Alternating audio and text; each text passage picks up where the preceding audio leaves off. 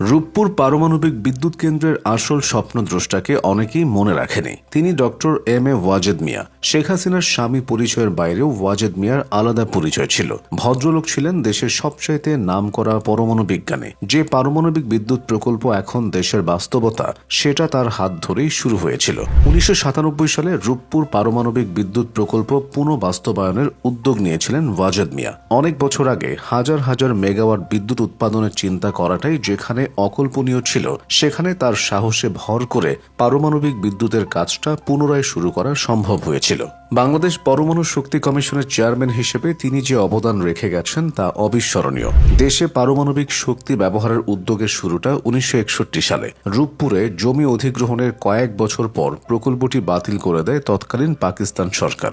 এদিকে স্নাতকোত্তর শেষ করে 1963 সালের 9 এপ্রিল ওয়াজেদ মিয়া তৎকালীন পাকিস্তান আণবিক শক্তি কমিশনে যোগ দেন। পরবর্তী দীর্ঘ সময় যখন রূপপুর ছিল একটি অবহেলিত প্রকল্প, তখনও ওয়াজেদ মিয়া হতাশ হননি। পরমাণু শক্তি কমিশনের চেয়ারম্যান হিসেবে তিনি লড়াই করেছেন জমিটুকু রক্ষা করার জন্য। তিনি জানতেন জমি একবার হাতছাড়া হলে এই স্বপ্ন আর কোনোদিন বাস্তবায়ন হবে না। তিনি কোনো রাজনৈতিক নেতা ছিলেন না, তিনি ছিলেন আপাদমস্তক বিজ্ঞানী। তিনি বই লিখেছেন, গবেষণাপত্র তৈরি করেছেন এবং রূপপুরের কারিগরি ও প্রশাসনিক ভিত্তিপ্রস্তর স্থাপন করেছেন। 1969 সালে ইতালির ট্রিয়েস্টের আন্তর্জাতিক তাত্ত্বিক পদার্থবিজ্ঞান গবেষণা কেন্দ্র তাকে অ্যাসোসিয়েটশিপ প্রদান করে। এই সুবাদে তিনি 1969 থেকে 73 এবং 1983 সালে ওই গবেষণা কেন্দ্রে প্রতিবার 6 মাস ধরে গবেষণায় নিয়োজিত ছিলেন। 1969 সালের নভেম্বর থেকে 1970 সালের অক্টোবর পর্যন্ত তিনি যুক্তরাষ্ট্রের ওয়াশিংটন শহরের ড্যারেসবেরি নিউক্লিয়ার ল্যাবরেটরিতে পোস্ট ডক্টরাল গবেষণায় নিয়োজিত ছিলেন।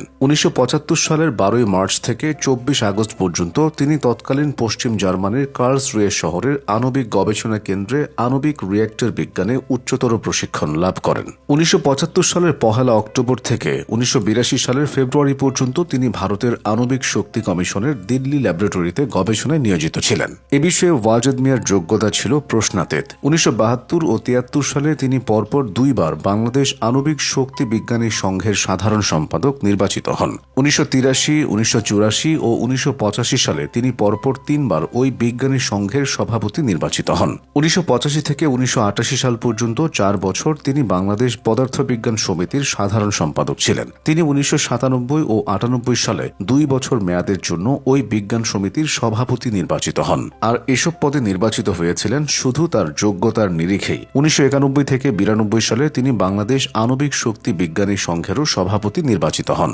এছাড়া 1989 থেকে 1993 সাল পর্যন্ত পরপর 3 বার তিনি বাংলাদেশ বিজ্ঞানী ও বিজ্ঞানজীবী সমিতির সভাপতি নির্বাচিত হন। নিজের পাণ্ডিত্য ও প্রতিভার যে পরিচয় ওয়াজেদ মিয়া গড়ে তুলতে সক্ষম হয়েছিলেন, তা এক কথায় অনন্য গৌরবের। এজন্যই অন্য পরিচয়গুলো তার জন্য অলংকারের মতো।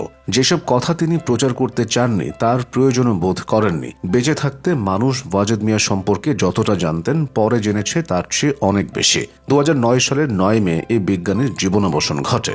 রূপপুর পারমাণবিক বিদ্যুৎ প্রকল্প এখন আর কল্পনা নয়, পুরোটাই বাস্তব। 2013 সালের অক্টোবরে এই পারমাণবিক বিদ্যুৎ প্রকল্পের ভিত্তি স্থাপনকালে শেখ হাসিনা বলেছিলেন, এই প্রকল্প বাস্তবায়িত হলে পূরণ হবে জাতির জনক বঙ্গবন্ধুর স্বপ্ন, সফল হবে বিশিষ্ট পরমাণু বিজ্ঞানী ডক্টর এম এ ওয়াজেদ মিয়ার আমরণ প্রচেষ্টা এবং সুফল ভোগ করবে সারা দেশের মানুষ।